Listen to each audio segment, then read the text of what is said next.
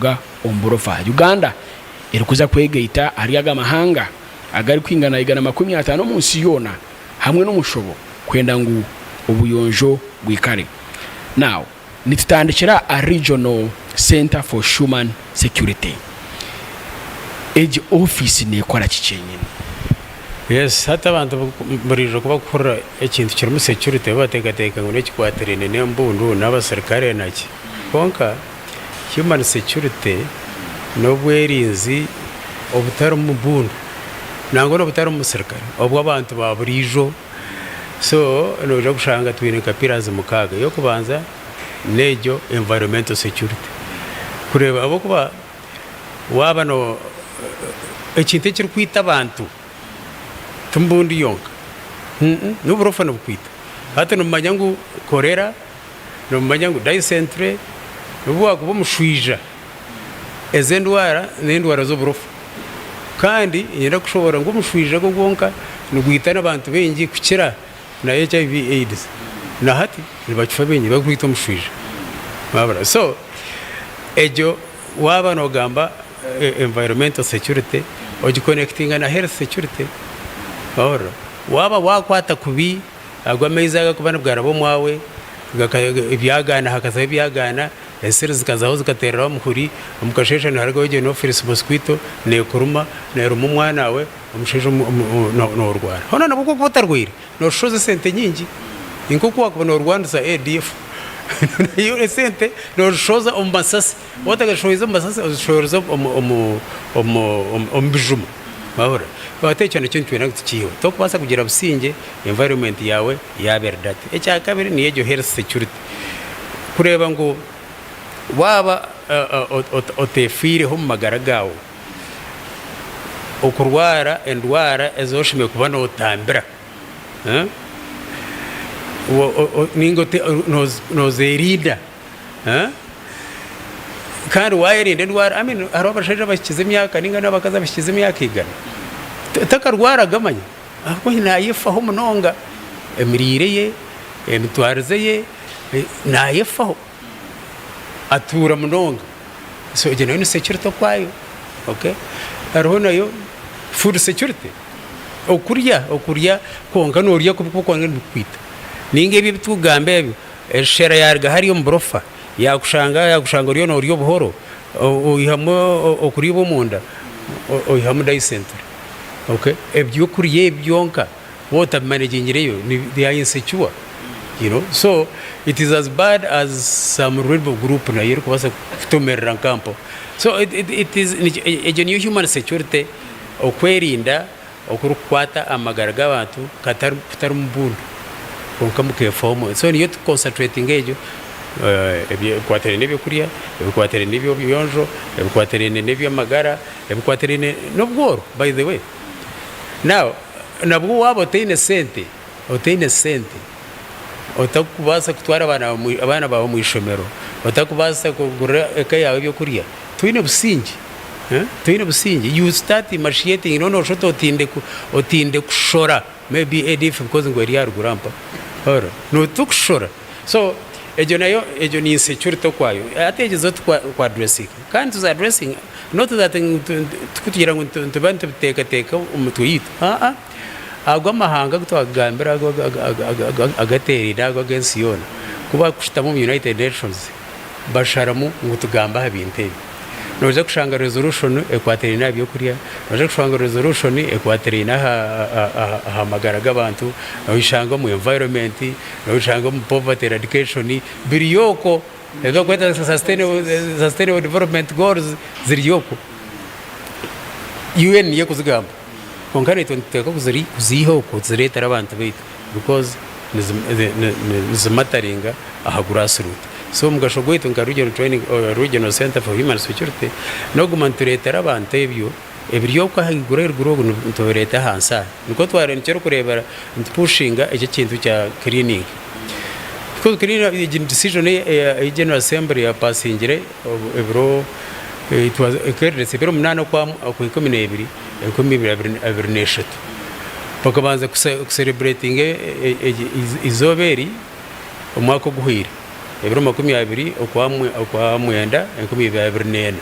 nangwa simu yobwo ekeri ne kwatana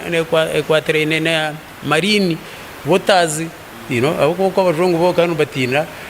amezi gabo bakibaria bareba ebikuruga mu mezi bashobera ibinyanja byabo nifa byo ni basasa mbona hati kandi bagambe ngo mureke tugamba ha myenda ije myenda yituru kujwara neza nkahe kwero kura mu gitankahe hati wazi yunambe ni ukorora yawe shoro rebe ahori yaba mu rutoke rwawe yaba arabajwe umuhanda urebe noja gushanga ho mwenda gunagire hwaho umwenda go gunagire hwaho iyo nojya gukora ki nyenda kugambira ngo ho mwenda guri torutaho chimba no kandi kizaho kitabo kuba it's ni itaka tiri ogumwenda teguri chweka gukabita emyaka 20 guri hwaho so yaba mingi mataka gate imyenda yaba mingi mataka gate turugere cyori nje kushanga hoteli nabyo kuriya emyaka 20 so ntitekwa kureba ngo imyenda yitkonaga icyo kubanza tureke kugenagirira nasi number 1 icya kabiri ko uri umugayigo n'imyenda mingi teka kupfo kugenaga gihereza abatagira hariho binge abatagira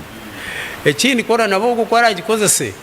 yamere mahati namwe turiyo twenda kuri abanyayuganda mu batandikira mu private sector nibenda namaje kugambira umushaje mu gihe no mu interview nyore we hati na ikirege imyenda agirunda agiprocessinga agiha mu kindi kintu so teyuko nagwa ngo kumukugera za plastics za ubwo bucupa bwa maize no shanga abantu babonaga iki cyo kwanza kubonaga ijura mutyo ni kibi okay konke cyumshye kumanya ngo n'abantu bagenda babwakira bagenda bagaruka babu recycling burugamo ubundi bucupa ninga hati ijo kandi intambara ko rugari Antone nikazambara nkatangana kajanga bashaje bariyo bintu egutiye nyuma nabanaga yo ubucupa abo ko bana bamanya ngo bako bana bavuga motoka bariko rugari Antone bazambara baza kunywa amezi gabo bayigura amadirisa gabo bagumana babonaga he bajugutana hati iki kumwaka berekera mu motoka yacupa zanyu mu parking ambarra mukazihamu mukazita ezicupa mukazita mu dustbin ubwo musheje ningo mukazi akaje kabiho mu dustbin ahantam uboza ubwo murumugona nabwenje ningo buvera tushime koboro konka yesu bukiro kare bwabereho shi tumbibikaje nkatombwira uwo mushana akavera nikeje kurgari Antone ninga karje masaka kakushanje bukwejo ninga kakushanje ntungamo kakushanje kariyo nikatwarwa umuyaga tiwa so ati kuno mba mu burunzire hamwe tubukugenzera butyo wareba so irizo bandi twijusya nguru twinomora mu mahanga kandi tubuzo tuyuganda yonka namahanga gona egi problem eri international eri global river on being regional so nicyo rukuba kugira ngo reka twena twimikizoberiyo tugende twecume tukirininge of course muturana mu kiriningo mukayanye mu kirininga konkate kushaba ugomera mu mureke gurekera abana bonka mugende ne bakamba bamaka mushore n'abana banyu mubayambe kandi mugarike muyambe na slightly outside mureke kukiriningo mujiyonga mushore na heru murebe biriyo mbirunde hamwe obuvera mbuto kwabo ebye myenda mugiheyo mugito kwayo obucupa mbuto kwabo no bucupa obwo kicupa z'amaru nazo muzirundo kwazo mureke kuzirekera okumwayenda then cyane kibasike kandi kishime kubasike mbirondero mwanya mubiteho ahe bitakwijagaruka mu environment kandi bukarika kashisha kuri mubirunde hamwe bugume hwaho tokamanya nyanchakare ubwo mbushiriro koronde ebijware bukuzire ngwaze kubihamwe ibindi bintu akija bikugura nkate kuba kutwara ubucupa so mubukwateje konkare makumure imice bite numanye cyurungi kuza kwimuka kashanga twashanga ibintu birukwera umwanya gwawe twashanga ukashanga harumwe ebishaka byonka birukwiragura giye ukashanga atari kuteza nsubo ataje bibyonka ubuvera bonka bwita amatungo g'abantu nyonye nganda ndaferera wente nkibiro ukashanga ubuvera burumu omundomo so yimutumu kwenda ntazanya yimutumu kwenda mbuzanya zikubasa kwita ibintu ebiro akavera ko mugenda mukareta mu mwonyo kandi embuzi neri yo mwonyo kandi ekiguriye tekuza kuseparatinga yo neshanga cyandurira ekiri so butwata kubasa kwiha buvera kandi nabo bushimiye kurga konga bwata kubiha hati hahi no cyerereze cyo mureke tubente burundarundana hamwe butatwitira amatungo nito bukatwita yes neze ikipezo zoga kuhaminga unyacyo karero rushanga zakufutaza iwenka uyihamutete nice uyambiye bitakwatere nebinye ezindi ndwara so ecyo ningera twejuru sizobera iri mutwaro eriyebiro 20 okwa mwenda bitugende tukirininge kandi yona nishaba ngona ba LC1 no mayero LC1 LC1 zirabantu bakuru munonga tehino muntu ahari ahataro LC1 so mwa mobilizing abantu banye yamakama mukaga mbagambira buri yoma shora akiriningo we yes akirin on that day kandi kumukoreba mwakoreche nyera ko bagambira na bill zanye zo marwaro nizishuma noje kushanga utakitwara bwana bwawe umwirwaro noje kushanga akasente kagu mumushaho ahabukuba aba action eje yonge wakora kugira ngo uyihaho burofa obukwetorire icyo cyonga nambona injura tiyaza kugwa manya to kuno kwa mwenda zaza kutana kanoje kukurra ngo manya korera hatera nkahina nkahi makorera inkai ezo nendwara ezo burofa kandi zikubasa kwerinda twakirininga izobere kandi icyo kukirabe yoni njya tuje tugumizemo tugume tukirininga regularly manya ngo government mbiro bitarahare byahare nibeje ko bana batugambira ko haro police y'inkumanya ba Ministry of Health bagamba ni mpurango bagerabize no mpara no mu cabinet so tuje nito kuja kugira nka omukwezi tugire mu izoba buri yomwe agumashore aze kukirininga actually mu mahanga gandi niba kugira ngo kurgashahemwe kuseshahina taro mutokesheme kubana agenda taro mutosheme kubana agenda ogumumuka okirininge waza kurgayo obe wahereze kukirininga kurgashaha nkemwe kuseshaha nkina so no shanga bantabo atubino busije tubakine burofa nendwara nesente bakushoza mu marwaro zashumire kandi nabakuja kutayira bareba barengwe site boneire bashemerwa tourists okay nkebi yeah turi kuganira anshonga zebyo buyonjo kandi turi no kitinisa Mr Nathan mwesije byamkama ogogu ni executive director wa Regional Center for Human Security twaba turi kubuza Regional Center for Human Security ni amanyisa kikandi ni ekoraki nka office ekushitama mu rembo rukuru rwihanga turi yakizimbe ekya kisache complex kandi bugorobe ambigambo byeye natugambera ekigambo security tikiriche mundu nobukumo bwakubasa kwetekaho okurabirira ombintu by'obuyonjo ebirwere bikunzire kubarukaho nka ebyekirukano kolera hamwe nebindi kandi bikunzire kutwara amagara g'abantu so waye chumitiriza mononga ukareba environment yawe yorimo yagumiriye nyonjo noba wayamba kihango mononga ihanga yawe kandi of course which tinisa the other day tuna president Yoweri Kaguta Museveni ari ku openinga annex building ya Aga Khan so aranjirire emebazi ebasize kubane ekorwa kandi ya passinga all the tests ejumburuyirwaho mu yangeri ya Uganda nka umubazi ogwesiri umbazo gwa malaria rather ejeji malaria ebyeneritwa esiri mosquitoes so hati Uganda tufunire umubazi bitu esiri zirumera abantu abwo burofa ukunaga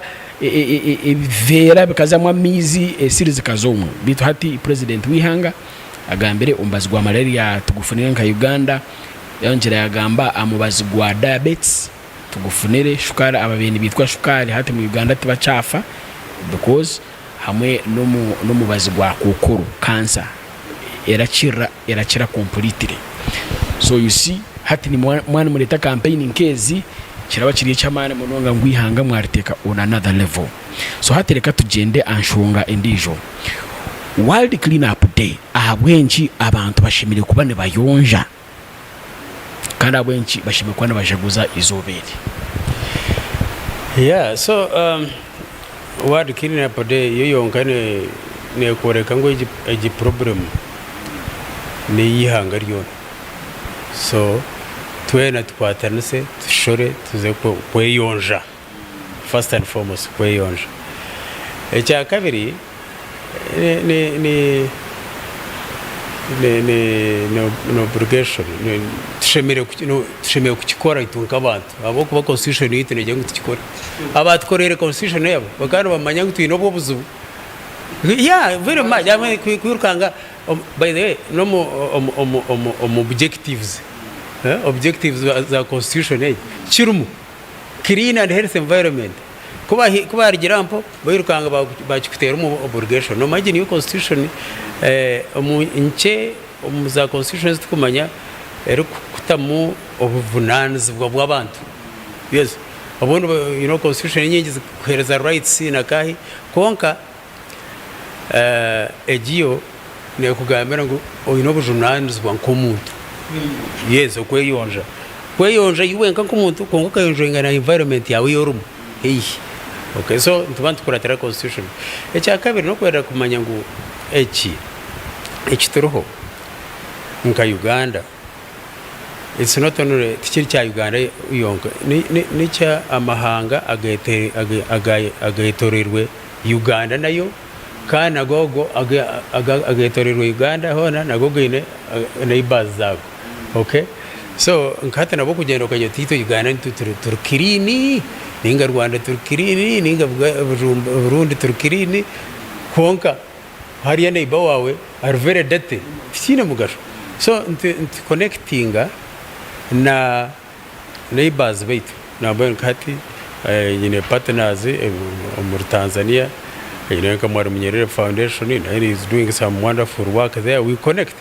kwenda koreka ngo mata ebintu bya environment ni bichwekanise amahanga, you know atore Victoria yiji ameza garko gomre Victoria nugan gargo witu agamo gargaza garga buhweju garga shema gairukanga gaza aga river wizeje yo kurebe yambar ya hifa ameza garga buhweju hati buhweju ba contaminating amezi njye mayisanguna gazambarra gagumzamu gairukanga gazamu kagera gacwe ansa gaza Victoria ga connecting amanyana wa Egypt naje kutunga impact ayo mushira wabuheru ningo mukaza wabuheru yakora ombezago. So tukagira uti itukatubirekere aba South Sudan bo Uganda ekero kora yakikoraje umuntu wa South Sudan mbya environment na shemerwa no wa Egypt naona ajana shemerwa ora urusharinga ameza gariva nayo. So it is important ngo tichwe global kibe kihangariona. So buri omo na shore akore wa Uganda wa Kenya wa Tanzania wa South Sudan wa Sudani wa Egypt bona bakore, and that is from the African nature Africa konka. At the end of the day nawe Europe nawe asheme ko interested because ekitura akore kuno kubi nawe ni cyama affecting. So ni cyo turi kurebera ngo ntukuru kugera kigire global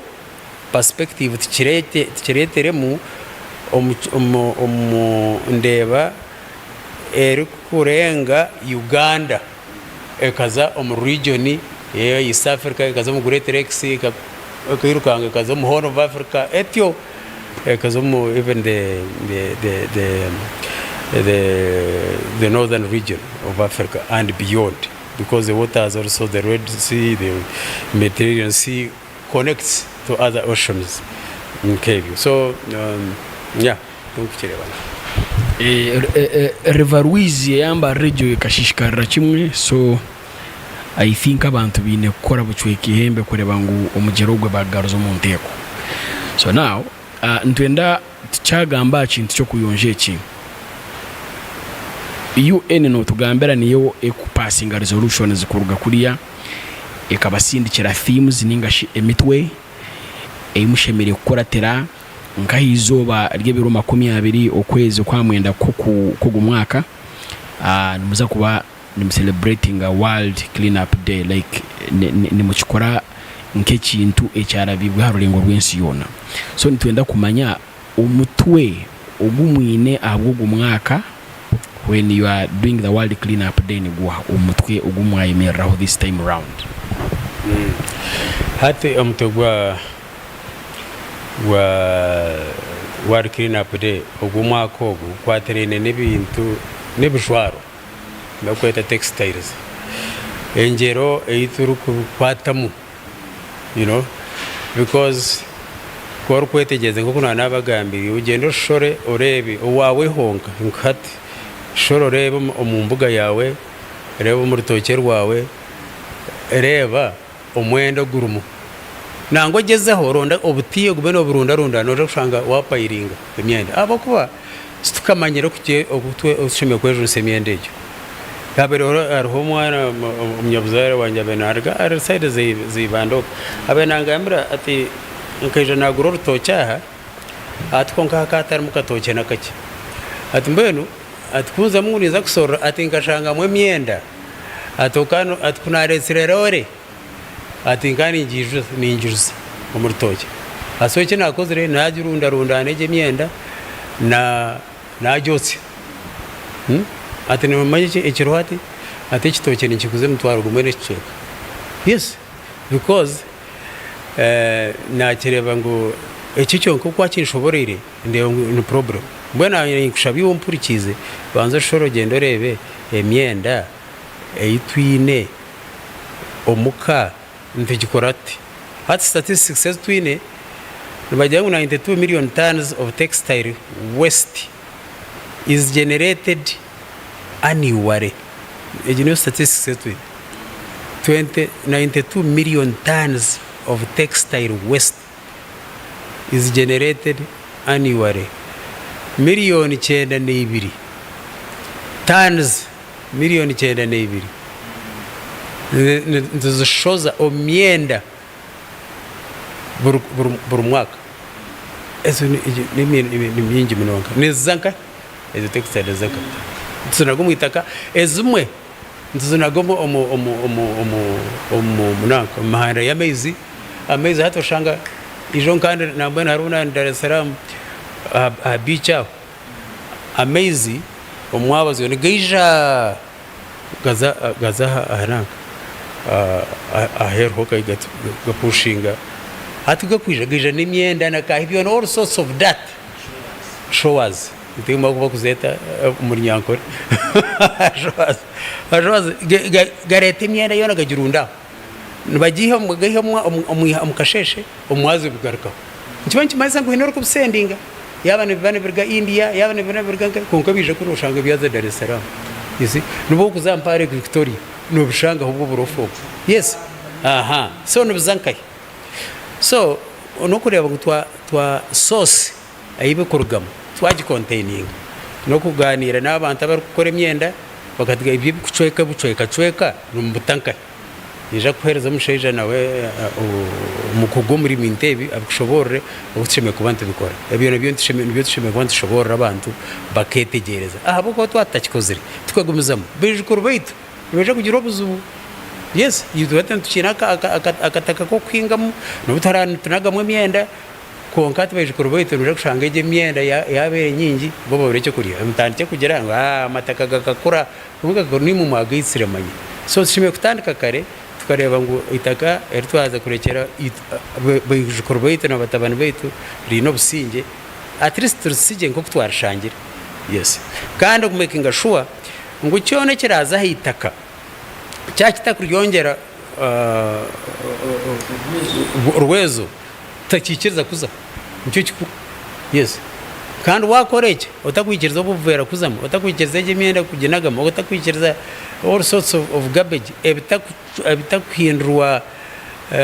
itaka ningezo organisms zonka zo mu itaka zikabicwanyagura zikabirya bikabihindura itaka utabikiriza kuzamo nicyo kikuru.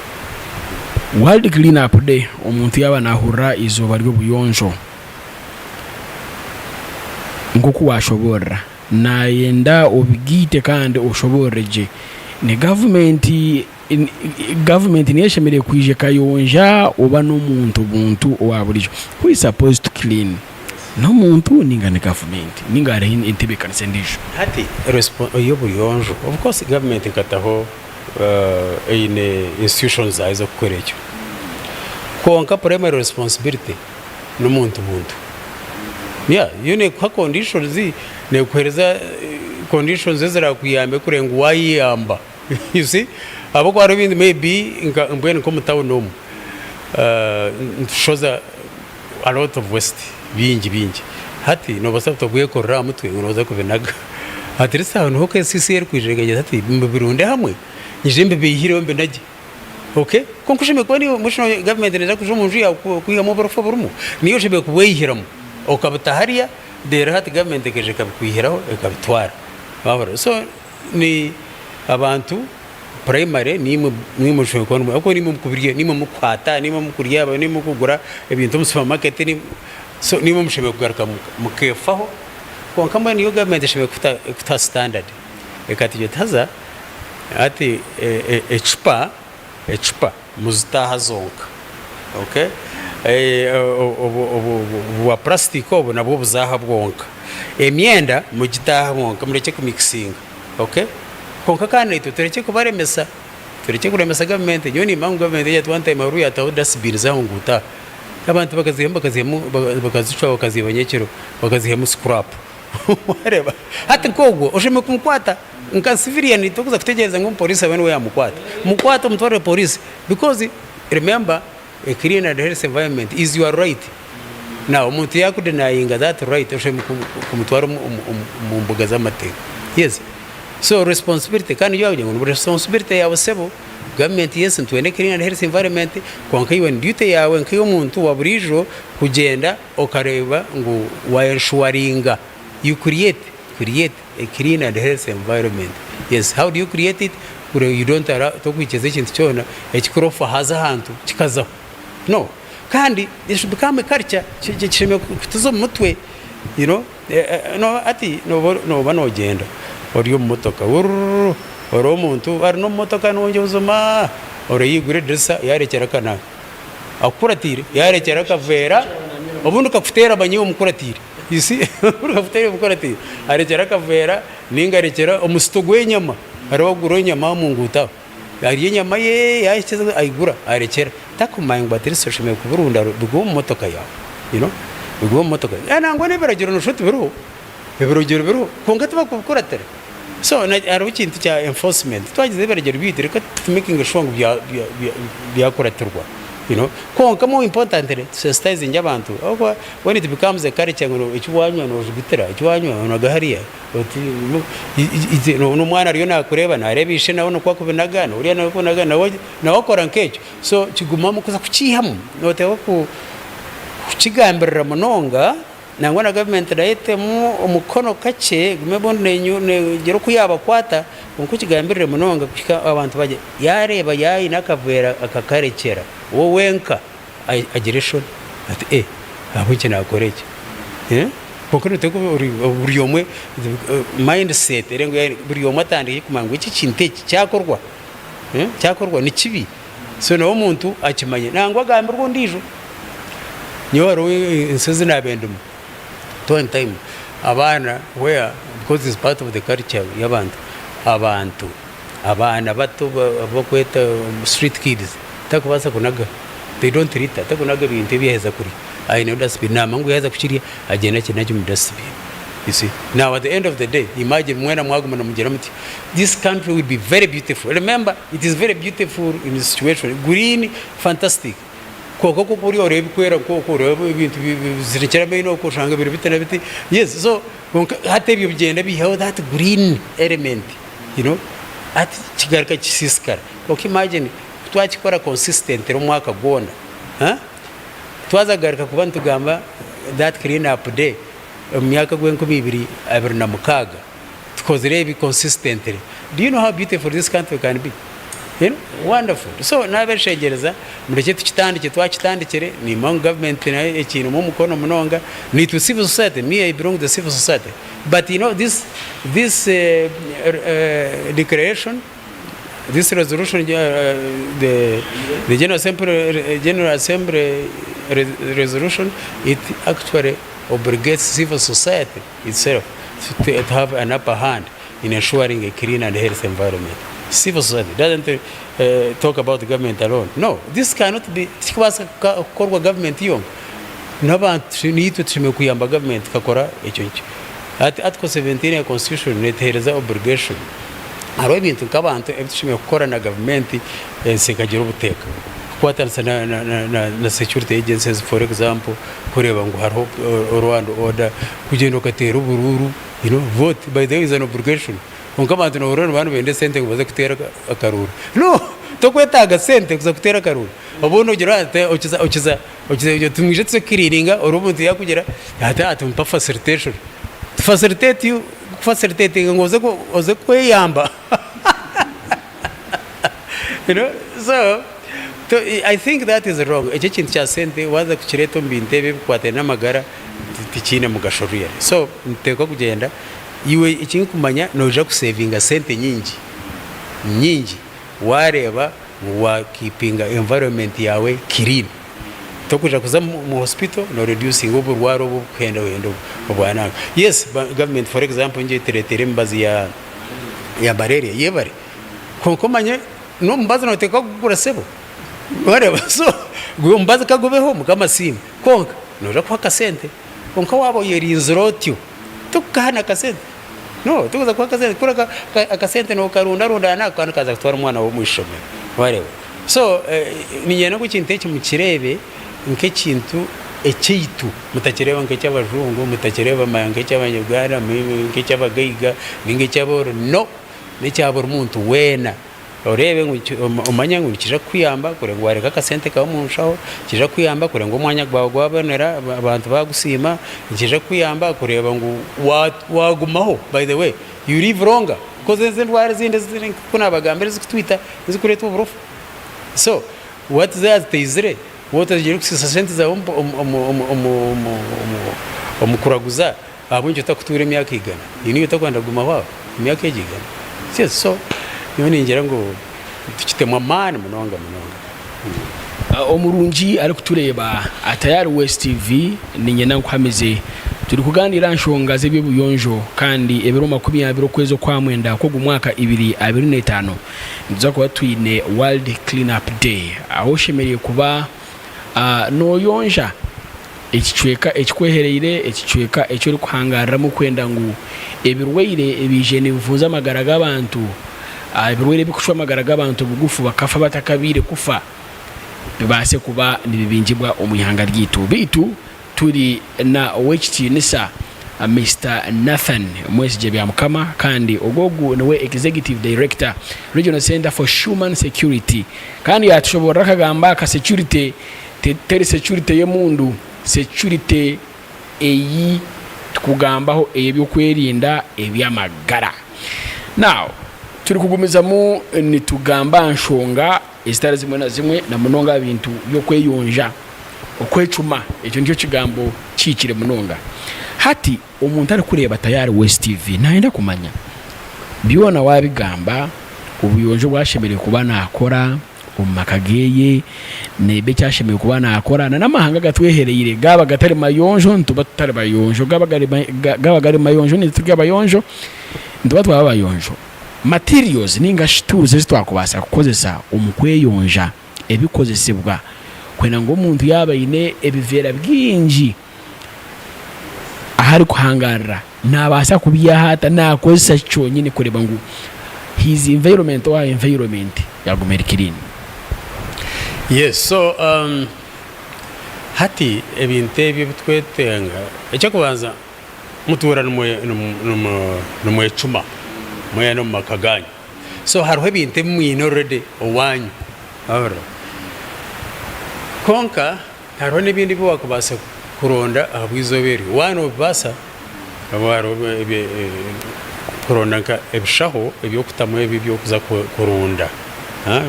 kuronda ebishaho byawe ogira tukunda atemuraha ninga naharagata nefuka nabinde iheho mbita ako tabiteire hwa omuyaga nguje kandi gutwara ahora. So ronda nk'iki gutiya omuka zakasase zo arunde ozite hwa ninga kandi abo noyetaga ngo boine ebyo kunanka beans you know trash beans aho kubana babinaga nko bunde ebyo ntubasa kuba tabine twaturiye mu cyaro nko mu town babine so babine babitemu abandi betaga gloves abuye tukwenda kwate bibere date so kongasha mu cyaro tuzineze gloves tuzugura nkahe so nko mwine muturana mu hejuru sa no baza kwata echeyerezo ningi kiti oyere okwata sobuti opushinge kintu kirijeho okay ninga katkamwe ukakiro muno ihano utahari so kurigira ahori kwere ryo mutawuri no basa ku accessinga gloves gendo zakire uzugure uzikozese kandi ninga uzinomuka kwatwese ngiro no yere koro zinomuka zushwemo ikore cyo turano ukora okay konga kora atazini you know na mama Martin Luther King kuyabana mu barazi ng'abantu b'Amerika agira ati if you can run if you can't run walk if you can't walk crawl but at any rate you must move, you know what I'm saying? Yes. So nchetura kora beno achora bene chona chikozese koro tene gloves ronda akati kozese koro tene brush ronde chindi cheyerezo okay konka echora koro chona orebe ngwayer no sakweje rusefka ujuru tuji obinyurure bye kuturamye utemur you must note ko yuwenka yerondere cyo kubaza kora orebe ngumwanya gwawe wabo mwecumi izoberi. Yes. Note ko kwera, that's the point, you know. Kante taro motor kuza kureta resente ngozo ko yero. Ko yero ora otura no yero gendo shore o yero. Yes. Yes. Kandi manya ona nabo ihangere kutura twagizire izoba ryo gumantu yera ntikora shemezensi umwanya gwitu tukujya ngo metereza kubone kuri tesente ngo koreki. No, note kugendo cyekorre. Yes. Konkaba bine yo twine abamwe baronda first aid kits, abandi baronda masks, abandi baronda sanitizers. Yes, important sanitizers uko ibindi inko town imyanya toxic muno konkombyaro ubwo buzubwingi tuburiyo, you know, uko mu har industries ibishoza biro birungi binonga, so you need to buy konkana bo aho kuzugura biharu, so tugende tuzugure twetebekanise tugende tukore ecyo symbolically just ntwenda koreka ngo nito twajoininga ensiyona abo kubantu manya ngo burofano bubi no buturetero buzubu no butsisara ombye ntunguka ombya byamagara gaitu byoro muringo gona oburofa ni kibi munonga ni kibi munonga ahamagara gumutu. Yes, turi kuhendera ubuyonje abantu babukora umuranga wagutera umbero byo misho iyo nuteka ekishani nikiza kuba kiyacyonye nabantu kubarakora tire ebi wabagambira. Yes, cyo kubanza nyo ni manyango ntwija kucendeza ombinto bitukunaga tukanagereryo littering will reduce you know chwa ronda ukashukutira hariya chwa kwato ukashukutira hariya muhero ntuje kuba twine emyanya yabo ryo mucyaro yabo ryo mutawuni tubantumanya ngo ebintu kasasoro yona ituratunge yashimye kuba neza bahora kandi yaro yeberiya bagihaho bagitwaroko cyo kubanza kitaho umutuma y'abantu kandi abontumanya ngo amuhero government integrate unija kwatanisa na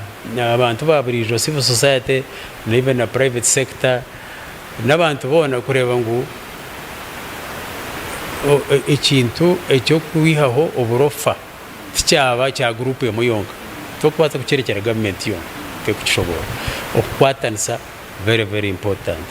Ekindi cya gashatu nimba ni manyango abantu baza kwetegereza ngo ibintu bitu ntibyoganizing aje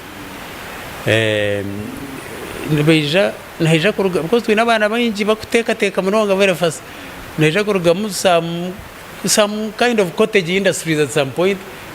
oshanja abantu ba processing emyende bagikugura hoje kuzira. Yes, abo kuba bamanya ngo twantuye ndege myende kuzire tugiye hino bama kugishamba icyo nicyo kiro abo kuba bariyo no process nkaza Pakistan uko abantu bakora ibintu by'amana munonga kuruga by recycling kugarukamwe emyende gere kube kuzire ekindi na burden nayo neje ko reducinga yendwara ushanje abantu takiza na marwaro umazire nyine kushobora nyono imyaka ngo 19 mare enta kurwara malaria kuko ni mango abantu bitu bamwe barwara malaria so nyina ngo buryomwe arebe ikintu cyo malaria cyebe bareba indwara za dysentery ureke kuburi yawo ukahurira ngo dysentery hati abantu bankahiye mutaoneji bine dysentery no ninga korera kani imagine mutaone njoreka ngo turiya barofa ebi bintu bije kurga twatandika kuba clean ikandi buri yomwe yagomana cleaninga environment because collectively muheru noshanga twena twaye mu cyfurire ekindi ekyo nacyo ncoreka ngo Uganda nitwe to responsible umahanga gandi erizo nabagamana ngo guruza ko mu rundo rwa kabiri bako celebratinga ekireki echa World Clean Up Day nikirungi munonga abandi gana mahanga tegakakimenyereye kuko ni Uganda twabo kubanza mu kukimanya nikirungi munonga nabo kamanya uko hati nambuye no kumarabe no mwaheza ko mutiyambe mwana muza cleaning tuja kubahereza hashtag yitu na nesumera gume msindika bishane imbaze mutere bishane mutworeke ahimu kuza cleaning okwarusha mutaka cleaning then ko muraheze mwaza cleaning mutere kishane mutworeke okwashate rero itubate system zeitu abantu no bagwa aba North Korea aba Japan barebe abanyarwanda kabakora wonderful nicyo turi kwendeke bamenye turi one of those active members of the international community abakumanya ebikufa umahanga gona. Yes, thank you so very much. Ntwenda osibure kina impact ndijo ne food security muheru noje kushanga twire n'ibikuriye bingi abo kuba hati abo borofe byakasasure bitene mugasho ebitakuhinduka mu itaka bikushishita katwatu bihiremo biri ohingire bicori byawe ningo hingire ibihimba byawe nibirebwa nibirugamu no bigusa yeah okay. So akagambo kawo ka muheru osibure abantu bakureba atayari West TV akagambo kawo ka muheru uri kusibura abamba kureba atayari West TV mwebare munonga mukumpurikiza ikinani nyana ngo tumanye icyo kubanza twabiganiraho ebyo umunkani nyana ngo mumanya ngo ikintu cyo bwecumi no obligation kandi right ni right abo kuba washanga umuntu nashisha environment ninge ibyo buhangwa ushomeye kumwemereza kandi kwara yanjye no butwara no mukoti abo kuba no yena ngo horabe no raba ibyo horabe no kora ibyo muteka bitakushisha ibyo buhangwa bwitu icya kabiri mumanya ngo ni no obligation no bujunanizi bwa bwitu kureba ngo twaye cleaning the government yonka eri kuza cleaning no iyo ngate kuza ne kuyamba ngo o cleaning gi nicero kuretera ibyo mankebi motoka byo bikaje bikakira za kasasuro bikatwara handi ko kiwenka niyo kuje ka cleaning reri nayo kije ekabitwara ekindi ninyera ngo tumanye ngo ebinte bikwaterene nebyo bahangwe ebi nebyo borofa nakahi tubikwa affecting ensi yonka ningo muntu omwenka ko kuburiyo muka wabo ryo morofa oriyo murano wawe nawe naja kugeraho buzuba borofa bwawe so ntubata kwena ngo habomwe abene we ya bakrini rero ndijarere kandi cyo nacyo kikwaterene no mahanga tinsemo yonka ekagenda kuba clean rero ndije egihereire iyo kabe ndofa no twena ngo mahanga gona gabe clean twena twatarse egendwara yo borofa tugiyeho and you know as Africa na even the whole globe and so nani bashaba ngo izobe biro 20 nabeshengeza mushore mugende mukirininge amajuganyu mukirininge compound zanyu mukirininge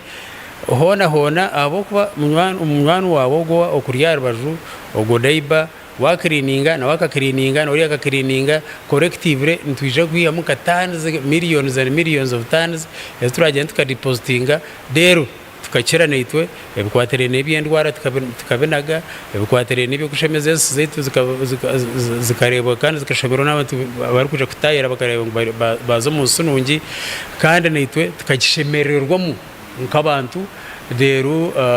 buri yomo kagira obusenyi so nabeshengeza mutebwa buri omuringo bwona shora ogende okirininge nebyo rabo wine byona ebyo kubasa okirininge because butura mukirininga konga twena ngwate kandi kora weno kirininga mu rubabiri ningo mu mugurekire omwana ninga ho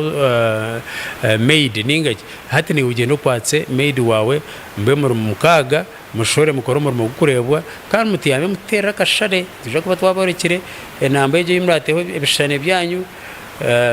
tuje kuba twejusa TV je na radio zona na masumu za WhatsApp nbenja bari WhatsApp ntibagambire nambejo rero mubona mbitaho rero tuje tuboreka ensiyona ku Uganda nayo yajoyininga ezinde ensiyona kore ngo izoberi rya celebrating abo mu mashomero nabeshengereza abana babahumwire wirukanje abana bari mushore mu cleaning twat cleaning twena ni mangu hata mu cleaning konka izoberi kumara cleaning nabeshengereza muterere obushane mutworeke mu cleaning uba go basirikare UPDF shora mtura mkiringa very we have been forerunners in this mukutworeka an example on how you do it kumukikora nkaba UPDF nkabambara abankai mwirukanje mutiyame mukirininge cyakabya haza mutera bushane mutworeke then turebe ni mutubato mu record zetu nkabanta barukutuye abakwiyamba kandi mukuyambi hanga n'aba police nabo mukorebyo n'aba prisoners mukorebyo abamashomero mukorebyo workplaces zageze muri ayo ni manzi buri rwa mukaga ko nkaba mu construction mutakagire kombeka mbanze mukirininge environment yanye yimurumu